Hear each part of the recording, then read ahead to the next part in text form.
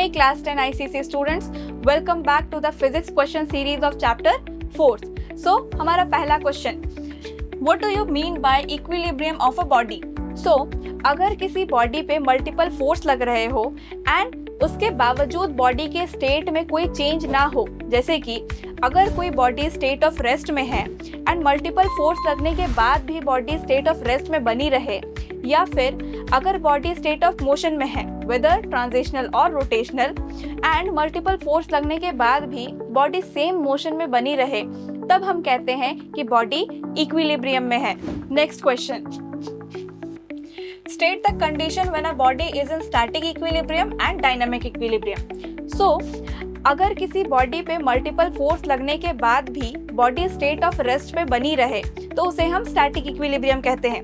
जैसे कि अगर टेबल पे बुक रखा हुआ है तो ये एक स्टैटिक इक्विलिब्रियम का एग्जाम्पल है। एंड अगर बॉडी पे मल्टीपल फोर्स लगने के बाद भी बॉडी सेम मोशन से चलती रहे तो उसे हम डायनामिक इक्विलिब्रियम कहते हैं। जैसे ट्री से अगर एप्पल कांस्टेंट वेलोसिटी से गिरे तो वो एक डायनामिक इक्विलिब्रियम का एग्जाम्पल होता है। Next question, state two conditions for a body acted upon by several forces to be in equilibrium.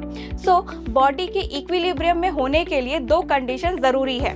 पहला, sum of all the forces should be zero, that is resultant force should be zero.